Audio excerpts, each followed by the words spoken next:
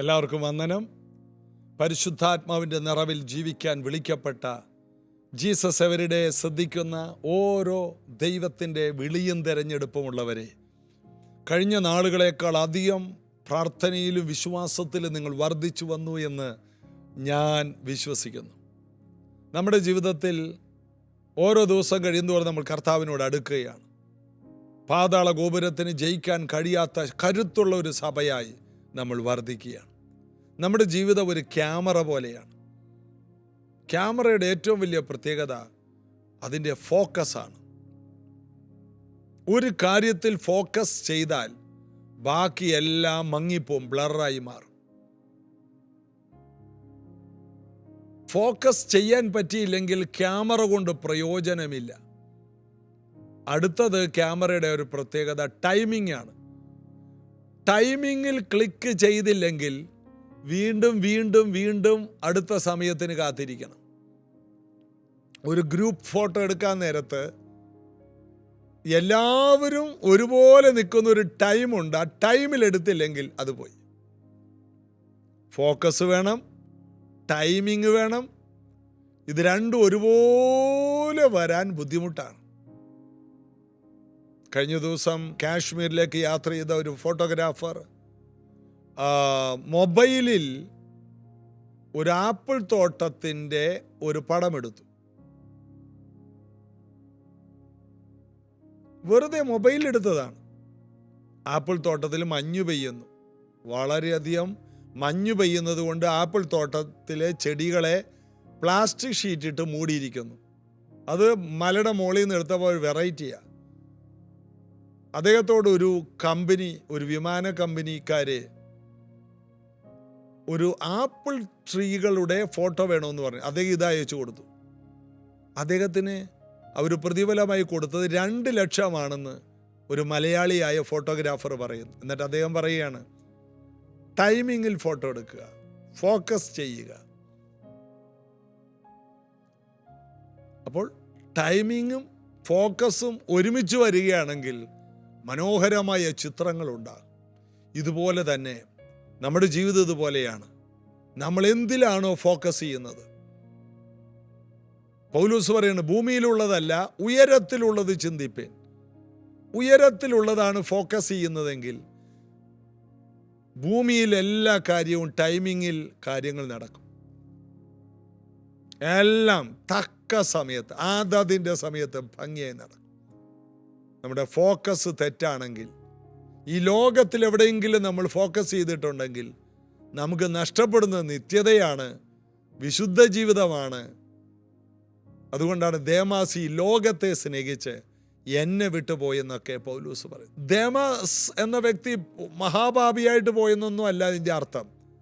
Demas എന്ന വ്യക്തി ആ ദർശനത്തിൽ നിന്ന് പോയെന്നേ ഉള്ളൂ. വീണ്ടും നല്ല വിശ്വാസിയായിട്ട് തുടരുന്നുണ്ടാകും. കുടുംബമായിട്ട് അവർ ആരാധനയുണ്ട്, സഭായോഗത്തിന് പോകുന്നുണ്ട്. എന്നാൽ ദേവാസ് ഒരു കാര്യത്തിൽ ഫോക്കസ് ചെയ്തിരുന്നു. പൗലൂസ് പറഞ്ഞ പോലെ സ്വർഗീയ ദർശനം, അതിനനുസരണക്കേട് കാണിക്കാതെ അതിൽ തന്നെ ലക്ഷ്യമിട്ടിരുന്നത്, അതിൽ നിന്ന് പോയി. അത്രയേ ഉള്ളൂ. ദേമാസ് അല്ലാണ്ട് കൃപയെന്ന് പോയെന്നൊന്നും അല്ല അതിൻ്റെ അർത്ഥം. ദേമാസ് ലക്ഷ്യത്തിൽ നിന്ന് പോയി. അങ്ങനെ പറയാനാണെങ്കിൽ ഇന്ന് കൂടി വരുന്ന ഓരോ സഭയിൽ 100 പേരുണ്ടെങ്കിൽ 80 പേര് ലക്ഷ്യത്തിൽ നിന്ന് പോയിന്ന് പറയാം. അങ്ങനത്തെ ഒരു കാലത്താണ് നമ്മൾ ജീവിക്കുന്നത്. അതുകൊണ്ട് വളരെ ഏകാഗ്രതയോടെ, തങ്ങൾ ഏകാഗ്രചിത്തന്മാർക്ക് വേണ്ടിയാണ് തന്നെത്താൻ ബലവാനെന്ന് കാണിക്കാൻ ദൈവത്തിൻ്റെ കണ്ണുകൾ ഭൂമിയിൽ ഊടാടിക്കൊണ്ടിരിക്കുന്നു. ദൈവത്തിൽ ഫോക്കസ് ചെയ്തിരിക്കുന്ന ആരുണ്ട്? അതുകൊണ്ട് അങ്ങനെ ഇരിക്കുന്ന ഒരു കൂട്ടമായി തീരാൻ എന്നെ നിങ്ങളെ സമർപ്പിക്കാം. ഞാൻ എന്നെ സമർപ്പിക്കുന്നു, എൻ്റെ കുടുംബത്തെ സമർപ്പിക്കും. നിങ്ങൾക്ക് നിങ്ങളുടെ കുടുംബത്തെ സമർപ്പിക്കാം. ഈ ആരാധനയിൽ നന്ദിയുള്ളവരായി ചേർന്ന് പാടി നമുക്ക് യേശുവിനെ ആരാധിക്കാം. ഞാനവനുള്ളം കയ്യിലിരിക്കയാ, ആരുമില്ലെനിക്കു ദോഷം ചെയ്യുവാൻ. ഞാനവനുള്ളം കയ്യിലിരിക്കയാ, ആരുമില്ലെനിക്കു ദോഷം ചെയ്യുവാൻ. ഇന്നെനിക്കു വന്നു നേരിടുന്നതെല്ലാം, ഇന്നെനിക്കു തൻഹിതമാണെന്നു ഞാൻ അറിയുന്നു, തൻഹിതമാണെന്നു ഞാൻ അറിയുന്നു. എൻ ദൈവമേ, നിന്നിഷ്ടം ചെയ്യുവാൻ വന്നിടുന്നേ ഞാനിന്നു മോദമായി. എൻ ദൈവമേ, നിന്നിഷ്ടം ചെയ്യുവാൻ വന്നിടുന്നേ ഞാനിന്നു മോദമായി. എന്റെ ഇഷ്ടമൊന്നും വേണ്ട പ്രിയനെ, അങ്ങേ ഇഷ്ടം എന്നിൽ പൂർണ്ണമാക്കണേ. എന്റെ ഇഷ്ടമൊന്നും വേണ്ട പ്രിയനെ, അങ്ങേ ഇഷ്ടം എന്നിൽ പൂർണ്ണമാക്കണേ. നന്മയും പൂർണ്ണ പ്രസാദവുമുള്ള നിൻഹിതമെന്തെന്ന് ഞാൻ അറിയുവാൻ, നന്മയും പൂർണ്ണ പ്രസാദവുമുള്ള നിൻഹിതമെന്തെന്ന് ഞാൻ അറിയുവാൻ. എൻ മനം പുതുക്കി മാറിടുന്നേ നിത്യം, എൻ മനം പുതുക്കി മാറിടുന്നേ നിത്യം. നിന്യമാണെനിക്ക് ലോകലാവണ്യം, നിന്യമാണെനിക്ക് ലോകലാവണ്യം. എൻ ദൈവമേ, നിന്നിഷ്ടം ചെയ്യുവാൻ വന്നിടുന്നേ ഞാനിന്നു മോദമായി. എൻ ദൈവമേ, നിന്നിഷ്ടം ചെയ്യുവാൻ വന്നിടുന്നേ ഞാനിന്നു മോദമായി. എന്റെ ഇഷ്ടമൊന്നും വേണ്ട പ്രിയനെ, അങ്ങേ ഇഷ്ടം എന്നിൽ പൂർണ്ണമാക്കണേ. എന്റെ ഇഷ്ടമൊന്നും വേണ്ട പ്രിയനെ, അങ്ങേ ഇഷ്ടം എന്നിൽ. ഞാനവനുള്ള കയ്യിലിരിക്കയാ, ആരുമില്ല എനിക്ക് ദോഷം ചെയ്യുവാൻ.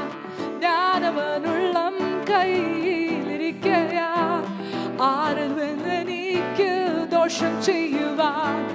ഇന്നെനിക്ക് വന്നു നേരിടുന്നതെല്ലാം, ഇന്നെനിക്ക് വന്നു നേരിടുന്നതെല്ലാം തൻഹിതമാണെന്ന് ഞാൻ അറിയുന്നു, തൻഹിതമാണെന്നു ഞാൻ അറിയുന്നു.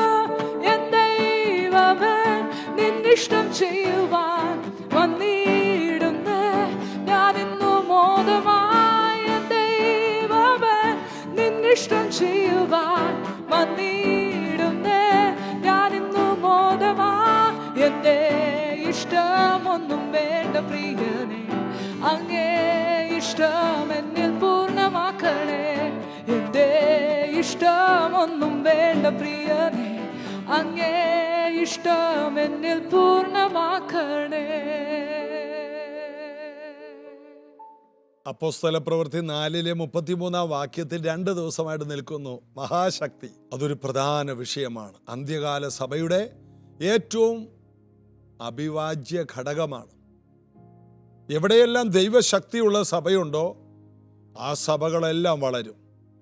എവിടെയെല്ലാം സഭ വളരുന്നുണ്ടോ ആ സഭകൾ വളരെയധികം വിമർശനങ്ങൾക്കും പ്രതികൂലങ്ങൾക്കും കാരണമായി തീരാറുമുണ്ട്. എന്ന് കരുതി മഹാശക്തി വേണ്ടെന്ന് ആരും വെക്കുന്നില്ല. മഹാശക്തിയുള്ള സഭകൾ, അപ്പോസ്തലന്മാർ, അവരുടെ മേൽ വ്യാപരിച്ച മഹാശക്തി ജനങ്ങളിലേക്ക് ഇമ്പാർട്ട് ചെയ്തു. 8-ാം അധ്യായത്തിലോട്ടൊക്കെ ഫിലിപ്പോസ് പോയ ശമരിയ പട്ടണത്തിൽ അനേകർ രക്ഷിക്കപ്പെട്ടു. മന്ത്രവാദികൾ പോലും രക്ഷിക്കപ്പെട്ട് സ്നാനപ്പെട്ട് ഫിലിപ്പോസിൻ്റെ കൂടെ അങ്ങോട്ട് കൂടി. ഒരു വലിയ ഫെലോഷിപ്പ് അവിടെ ശമരിയയിലുണ്ടായി. വലിയ അത്ഭുതങ്ങളും അടയാളങ്ങളും നടന്നു. അപ്പോസ്തലപ്രവൃത്തി 8:8 ആ പട്ടണത്തിൽ മഹാസന്തോഷമുണ്ടായി. മഹാശക്തി എവിടെ വെളിപ്പെടുന്നുവോ അവിടെ മഹാസന്തോഷമുണ്ടാകും. അപ്പോൾ നമ്മുടെ ജീവിതത്തിൽ ഈ മഹാശക്തി കൊണ്ടുള്ള ഗുണമെന്താണ്? ധാന്യവും വീഞ്ഞും വർദ്ധിച്ചപ്പോൾ അവർക്കുണ്ടായതിലും അധികം സന്തോഷം. എങ്ങനെ മഹാസന്തോഷം വരുന്നത്? വർഷങ്ങൾ പഴക്കമുള്ള ബന്ധനങ്ങൾ അഴിഞ്ഞു മാറുന്നു. ഒരിക്കലും നടക്കില്ലെന്ന് പറയുന്ന കാര്യങ്ങളെല്ലാം പെട്ടെന്ന് നടക്കുന്നു. എല്ലാവരും കൈവിട്ട വിഷയങ്ങൾക്കെല്ലാം മറുപടി വരുന്നു. പെട്ടെന്ന് കോട്ടമതിലുകൾ ഇടിയുന്നു. ചെങ്കടൽ രണ്ടാകുന്നത് പോലെ ഭയങ്കര സന്തോഷം. അങ്ങനെ മഹാസന്തോഷമുണ്ടായ ഇടത്തേക്ക് പത്രോസ് യോഹന്നാനും ചെല്ലുന്നത് നമുക്ക് കാണാം. അവർ അവിടെ ചെന്ന് ജനങ്ങളുടെ മേൽ കൈവച്ചപ്പോൾ ഈ മഹാശക്തി അവരുടെ മേലേക്ക് വന്നു. ഇത് കണ്ടപ്പോൾ ഒരു മന്ത്രവാദിയായിരുന്ന ഒരു മനുഷ്യൻ വന്നിട്ട് പറഞ്ഞു, ശിമോൻ, ഈ ശക്തി എനിക്കും വേണം എന്ന് പറഞ്ഞ് പൈസ കൊടുത്തു. പത്രോസ് പറഞ്ഞു, നിന്റെ പണം അതോടുകൂടി നശിക്കട്ടെ എന്ന്. അയ്യോ, എനിക്കങ്ങനെ ഭവിക്കാതിരിക്കാൻ പ്രാർത്ഥിക്കണമെന്ന്. നീ നിന്റെ സ്വഭാവമൊക്കെ ഒന്ന് മാറ്റി, ഒരു പക്ഷേ ദൈവം നിന്റെ പാപം ക്ഷമിച്ചു തന്നേക്കും എന്ന് പറഞ്ഞ് പത്രോസ് പോകുന്നതൊക്കെയാണ് പിന്നീട് കാണുന്നത്. മഹാശക്തിക്ക് ഏത് മനുഷ്യനെയും മാറ്റിമറിക്കാൻ കഴിയും, ഏത് മനുഷ്യനെയും ശക്തീകരിക്കാൻ കഴിയും, ഏത് മനുഷ്യനെയും പുതിയ സൃഷ്ടിയാക്കാൻ കഴിയും, ഏത് മനുഷ്യനെ രൂപാന്തരപ്പെടുത്താൻ കഴിയും. അങ്ങനൊരു ശക്തിയിൽ നിറയുവാൻ ഈ ദിവസങ്ങളിൽ കർത്താവിൻ്റെ മക്കൾ തങ്ങളെ തന്നെ ഏൽപ്പിച്ചു കൊടുക്കുക. ഒരു അസാധാരണമായൊരു ബലത്തിലേക്ക് നമുക്ക് വരാം. 33 ഒന്നുകൂടി വായിക്കുന്ന, അപ്പോസ്തലന്മാർ മഹാശക്തിയോടെ കർത്താവായ യേശുവിൻ്റെ പുനരുത്ഥാനത്തിന് സാക്ഷ്യം പറഞ്ഞു, സുവിശേഷം പറഞ്ഞു എന്ന്. ഞങ്ങളത് കണ്ടതാണ്. ആ ശക്തിയാലാണ് ഇത് നടക്കുന്നത്. ഇത് ഞങ്ങളുടെ ശക്തിയല്ല, ഇത് ഞങ്ങളുടെ കഴിവല്ല. ഒരുവൻ ഉയർത്തെഴുന്നേറ്റു, അവൻ്റെ നാമത്തിലാണ് ഇത് നടക്കുന്നത്. അങ്ങനെ യേശുവിൻ്റെ നാമം പ്രബലപ്പെട്ടു, യേശുവിൻ്റെ വചനം പരന്നു, കേട്ടവരെല്ലാം വിശ്വസിക്കുന്നു. വിശ്വസിച്ചവർ ഏക മനസ്സുള്ളവരും ഒരു ഹൃദയവുമുള്ളവരായി മാറി. ഇതൊക്കെയാണ് നമ്മളവിടെ വായിക്കുന്നു. അടുത്ത വാക്യം ഇങ്ങനെ, എല്ലാവർക്കും ധാരാളം കൃപ ലഭിച്ചിരുന്നു. എല്ലാവർക്കും. അപ്പോസ്തല പ്രവൃത്തി 2-ാം അധ്യായത്തിൽ 120 പേർക്ക്, എല്ലാവർക്കും ആ 120 പേർക്ക്. ഇപ്പോൾ ഇവിടെ പുരുഷന്മാരുടെ എണ്ണം തന്നെ 5000-ത്തിലധികമായി. 10-30,000-ത്തിലധികം ജനങ്ങൾ അവിടെയുണ്ട്. ഈ പറയുന്ന സമയത്തെപ്പോഴേക്കും അതിനേക്കാൾ ജനങ്ങൾ, ഒരു 50,000 പേര് കൂട്, അത്രയും പേരെ കൂട്ട്, അത്രയും പേർക്ക് എല്ലാവർക്കും. അതിനകത്ത് അഭിഷേകം പ്രാപിക്കാതെ കുറേ നാളായിട്ട് വന്ന് ഒരു കസേരയിലിരുന്ന് ഉറങ്ങുന്ന ഒരുത്തൻ ഇല്ലെന്ന്. ഒരു യോഗത്തിന് ഇടക്ക് വന്നിട്ട് നേരത്തെ പോകുന്ന, കല്യാണത്തിന് പോകുന്ന പാർട്ടികൾ ഇല്ലെന്ന്. എല്ലാവരും ദൈവത്തിൽ നിറഞ്ഞവരും ധാരാളം കൃപ ലഭിച്ചവരുമാണ്. ഇടക്ക് സങ്കടം തോന്നാറുണ്ട്, നമ്മളൊക്കെ സഭ തന്നെയാണോ എന്ന് തോന്നിപ്പോകാറുണ്ട്. കാരണം 1-ാം നൂറ്റാണ്ടിലെ ഈ മഹാശക്തിയും ദൈവപ്രവൃത്തിയും എല്ലാവർക്കും വളരെയധികം കൃപ ലഭിച്ചതുമായ കൂട്ടായ്മകൾ. പ്രസംഗങ്ങൾ നടക്കുമ്പോൾ ഉറങ്ങുന്നവരുടെ എണ്ണം എത്രയധികമാണ്. ദൈവവചനം ശ്രദ്ധിക്കുന്നതിനേക്കാൾ ഓടിക്കളിക്കുന്ന കുട്ടികളെ ശ്രദ്ധിക്കുന്നവരുടെ എണ്ണം കൂടുകയല്ലേ പലയിടത്തും. നമുക്കതിൽ നിന്നെല്ലാം മടങ്ങി വരണം. കേരള സഭ, മലയാളി സഭ മടങ്ങി വരണം. തോമസ് അപ്പോസ്തലന്റെ കൈവെപ്പ് ലഭിച്ച കേരള സഭ മടങ്ങി വരണം, മാനസാന്തരപ്പെടണം. ദൈവവചനം കേൾക്കാനുള്ള ആർത്തി, പരിശുദ്ധാത്മാവിനെ പ്രാപിക്കാനുള്ള ദാഹം, അപ്പത്തിനായിട്ടുള്ള വിശപ്പും വെള്ളത്തിനായിട്ടുള്ള ദാഹവും, ദാഹിക്കുന്നേവനും അടുത്തു വരട്ടെ. ഒരു യോഗമുണ്ടെന്ന് കേട്ടാൽ വരാത്തവരുടെ എണ്ണം കൂടിക്കൊണ്ടിരിക്കും. താൽക്കാലികമായ കുറെ കാര്യങ്ങളിൽ ഒതുങ്ങിപ്പോയവരാണ് ദൈവസഭകൾ. ഒരു നല്ല കാര്യത്തിന് ആമേൻ പറയാതെ, ഒരു വിമർശനം കേട്ടാൽ അത് മറ്റുള്ളവർക്ക് ഷെയർ ചെയ്ത് അതിന് തലകുലുക്കുന്നവരുടെ എണ്ണം കൂടുന്ന ഈ കാലത്ത്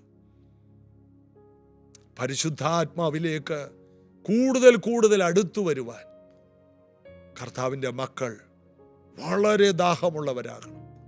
എനിക്ക് നിങ്ങളോട് ഒരു കാര്യം പറയാനുണ്ട്. ഒരാളെക്കുറിച്ചും വിമർശിക്കുന്ന ഒരു വീഡിയോയും ആർക്കും ഷെയർ ചെയ്യരുത്. കഴിഞ്ഞ ദിവസം ആരോ എനിക്ക് ഒരു വലിയ അപ്പോസ്തലന്റെ എതിരെയുള്ള ഒരു വീഡിയോ ഷെയർ ചെയ്തു. ഒരിക്കലും ചെയ്യരുത്. നിങ്ങളത് കാണുന്നില്ല, നിങ്ങളത് ശ്രദ്ധിക്കുന്നില്ല. അതിനെ പറയുന്ന ഈ ലോകത്തിൻ്റെ ചവറെന്നാണ്. നിങ്ങളത് ശ്രദ്ധിക്കരുത്.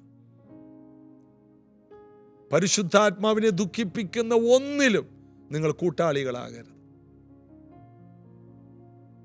മലയാളികൾക്കൊത്തിരി, നമുക്കൊത്തിരി വക്രതയുണ്ട്. ആ കേരളത്തിൻ്റെ ബോർഡർ കഴിഞ്ഞാൽ തമിഴ്നാട്ടിലോട്ടോ കർണാടകയിലോ ആന്ധ്രയിലോട്ടോ അങ്ങോട്ട് പോയാൽ അവർ നിഷ്കളങ്കരാ.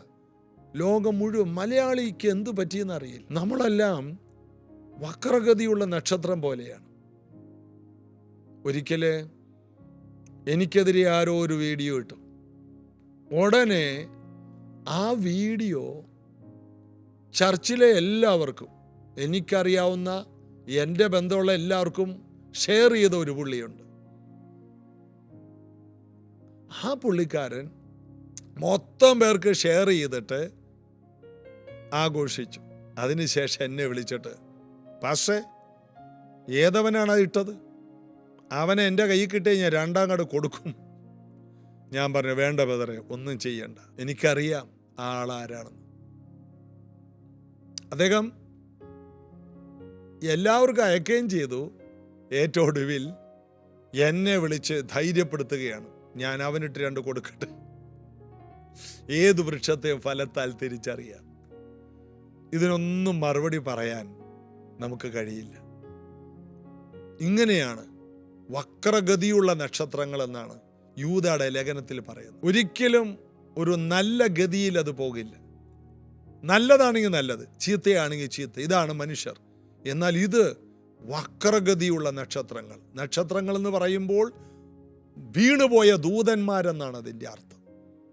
ഒരിക്കലും നമ്മൾ ആർക്കെതിരെയും ഒരു ചതിപ്രയോഗം നടത്തരുത്, ഒരു വഞ്ചനക്ക് കൂട്ടു നിൽക്കരുത്. അത് ആർക്കെതിരെയും. നിങ്ങൾക്കൊരു ചർച്ചിലെ ഒരു ചർച്ച് ഇഷ്ടമല്ലെങ്കിൽ ആ ചർച്ചിൽ പോകരുതെന്നേ. നിങ്ങൾ അടുത്ത ചർച്ചിൽ പോയിക്കോ. ആ പാസ്റ്ററോട് പറയണം, ഞങ്ങൾക്ക് ഇവിടെ ഇഷ്ടമല്ല പാസ്റ്ററെ, ഞങ്ങൾ പോവുകയാണ്. അല്ലെങ്കിൽ അത് പറയാൻ ബുദ്ധിമുട്ടാണ്, പാസ്റ്ററെ ഞങ്ങൾക്ക് അവിടെയാണ് അടുത്ത്, അതുകൊണ്ട് ഞങ്ങൾ പോവുകയാണ്. ഇതങ്ങനെയല്ല. എല്ലാ മീറ്റിങ്ങിലും മുമ്പിൽ വന്നിരുന്ന് വിമർശിക്കാനൊരു വകയുണ്ടാക്കി ആ പാസ്റ്ററിനെതിരെ നിൽക്കുക, അതൊന്നും ഒരിക്കലും ദൈവമക്കൾക്ക് യോജിച്ചതല്ല. അത് വലിയ പാപമാണ്, പരിശുദ്ധാത്മാവിനെ ദുഃഖിപ്പിക്കുന്നതാണ്. ഒരുവൻ വീണാലും എഴുന്നേറ്റാലും ഈ വേറൊരുവന്റെ ദാസനെ വിധിക്കാൻ ഞാൻ ആരെന്നാണ് ദൈവജനം പറയുന്നത്. അപ്പോൾ ഒരു ദൈവദാസൻ, അതാരുമാകട്ടെ, അത് ദൈവത്തിൻ്റെ ദാസനാണ്. ആ പേരിലുണ്ട് ദൈവദാസൻ. ആ ദൈവദാസനെതിരെ പറയാൻ ആര്? ദാവീദിനെ നമ്മൾ അവിടെ പഠിക്കണം. ശൗലിന്റെ അഭിഷേകം മുഴുവൻ പോയി, അവനിൽ ദുരാത്മാവാണ്. എന്നിട്ടും ദാവീദ് പറയുന്നു ദൈവത്തിൻ്റെ അഭിഷിക്തൻ എന്നാണ് അവസാനം വരെ. ശൗല് മരിച്ചപ്പോൾ ദാവീദ് വിലാപഗീതം ചൊല്ലി നിലവിളിച്ചു, വീരന്മാർ പട്ടുപോയത് എങ്ങനെ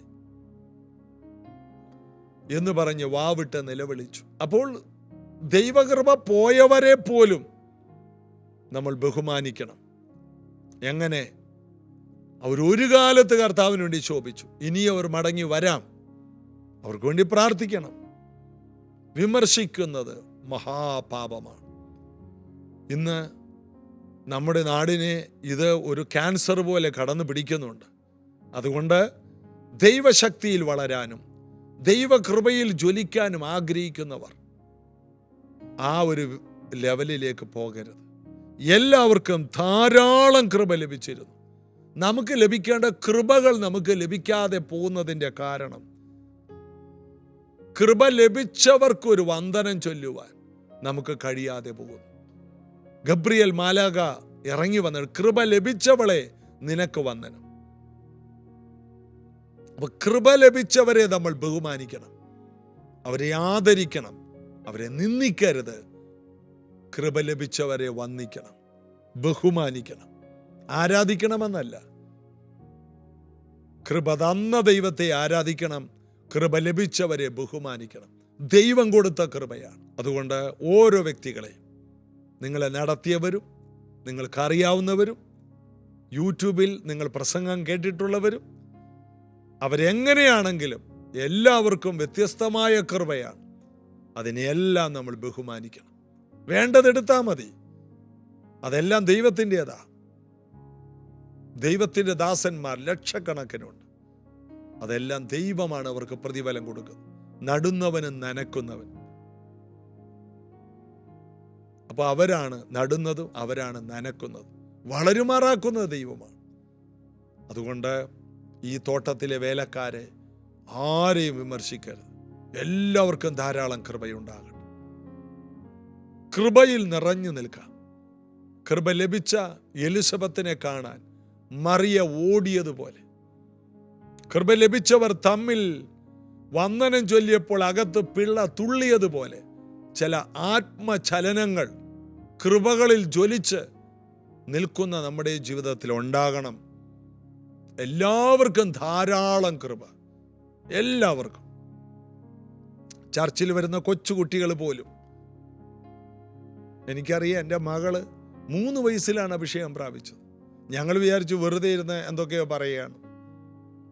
പക്ഷെ ഓരോ ദിവസം കഴിയുന്തോറും അതിന് മാറ്റം വരുന്നില്ല. പിന്നെ ഒരു 3 വർഷം കഴിഞ്ഞ് ആ കുഞ്ഞിനൊരു 6 വയസ്സായപ്പോഴാണ് മനസ്സിലായത് അഭിഷേകം പ്രാപിച്ചാണ്. അല്ലെങ്കിൽ ഞങ്ങളതിനെ മറ്റാരെയൊക്കെ അനുകരിക്കുന്നതാണെന്ന് വിചാരിച്ചു ആ പ്രാർത്ഥനയൊക്കെ കണ്ടപ്പോൾ. 3 വയസ്സുള്ള കുഞ്ഞു പോലും പരിശുദ്ധാത്മാവിൽ നിറഞ്ഞ് കർത്താവിനെ കാത്തിരിക്കാൻ കഴിയുമെന്ന് ഞങ്ങളുടെ വീട്ടിൽ കണ്ടു. അതുകൊണ്ട് നമ്മുടെ കൊച്ചു കുട്ടികളെപ്പോലും പരിശുദ്ധാത്മാവിൽ നിറയുവാൻ, കൃപകളിൽ ജ്വലിക്കുവാൻ ഏൽപ്പിച്ചു കൊടുക്കാം. പ്രാർത്ഥിക്കാം. കർത്താവേ, ഭൂമിയിൽ ആരെയും അങ്ങ് കൃപ കൊടുത്ത ഒരാളെക്കുറിച്ചൊരു ദോഷവാക്ക് പറയാതെ, ഒരു ദൂഷണവിധി ഉച്ചരിക്കാതെ, പരിശുദ്ധാത്മാവിൽ നിറഞ്ഞവരെ എല്ലാം റെസ്പെക്റ്റ് ചെയ്യുവാനും ഞങ്ങൾക്കെല്ലാവർക്കും ധാരാളം കൃപ തരുന്ന കർത്താവിൽ ആശ്രയിപ്പാനും ഞങ്ങളെ സമർപ്പിക്കുന്നു. ഇത് കേട്ട എല്ലാവർക്കും ഒരു മടങ്ങിവരവ് തരണം. ഞങ്ങൾ ആരെങ്കിലും വിമർശിച്ചിട്ടുണ്ടെങ്കിൽ യേശുവിൻ നാമത്തിൽ ഏറ്റുപറയുന്നു. കർത്താവെ, ഞാൻ എൻ്റെ വാഗൊണ്ട് പറഞ്ഞിട്ടുണ്ട് കർത്താവെ. അതൊരു പ്രാർത്ഥനാ വിഷയം പോലെ പറഞ്ഞത്, അതുപോലെ ഞങ്ങൾ ഏറ്റുപറയുന്നു. ക്ഷമിക്കണം. പ്രൈസ് ജനറേഷൻ ചർച്ച് ആർക്കെതിരെയെങ്കിലും എന്തെങ്കിലും പറഞ്ഞിട്ടുണ്ടെങ്കിൽ ഞങ്ങൾ അതെല്ലാം ഏറ്റുപറയുന്നു, ക്ഷമ ചോദിക്കുന്നു. കർത്താവ് ഞങ്ങളെ സഹായിക്കണം. ഈ സമൂഹത്തെ വളർത്തണം. ഞങ്ങൾക്കെല്ലാവർക്കും ധാരാളം കൃപ വേണം. ഇത് കേൾക്കുന്നവർ സൗഖ്യവും വിടുതലുകളും പ്രാപിക്കട്ടെ, സമൃദ്ധി പ്രാപിക്കട്ടെ, കൃപമേൽ കൃപ പ്രാപിക്കട്ടെ. കേൾക്കുന്ന എല്ലാവരെയും അനുഗ്രഹിക്കും യേശുവിൻ നാമത്തിൽ. ആമേൻ. നമുക്ക് വീണ്ടും അപ്പോസ്തല പ്രവൃത്തി ധ്യാനിക്കാം, പഠിക്കാം. അപ്പോസ്തല പ്രവൃത്തി കേട്ടുകൊണ്ടിരിക്കുമ്പോൾ തന്നെ പ്രാപിക്കാം. നിങ്ങൾക്ക് ഈ സന്ദേശങ്ങൾ പ്രയോജനപ്പെടുന്നുണ്ടെങ്കിൽ മറ്റുള്ളവർക്കും അത് പകർന്നു കൊടുത്താൽ അവരും അനുഗ്രഹിക്കപ്പെടും. നമുക്ക് വളരാം. യേശുവിൻ്റെ വരവ് വരെയും ഈ സത്യവചനത്തിൽ നിലനിൽക്കാം. ഒരുമിച്ച് നിൽക്കാം, ഒരുമിച്ച് പ്രാർത്ഥിക്കാം, ഒരുമിച്ച് ആരാധിക്കാം. നാളെ നമുക്ക് അനുഗ്രഹിക്കപ്പെട്ട ഒരു സഭായോഗം രാവിലെ 8 മണിക്ക് പ്രൈസ് ജനറേഷൻ ചർച്ചിൽ വെച്ചുകൊണ്ട് നിങ്ങളെല്ലാവരെയും സ്വാഗതം ചെയ്യുന്നു. പുതുതായി വരുന്നവരെ പ്രത്യേക ഏറ്റൊടുവിൽ കണ്ട് പ്രാർത്ഥിക്കാനും ഞാൻ താല്പര്യപ്പെടുന്നുണ്ട്. നിങ്ങൾ വരിക.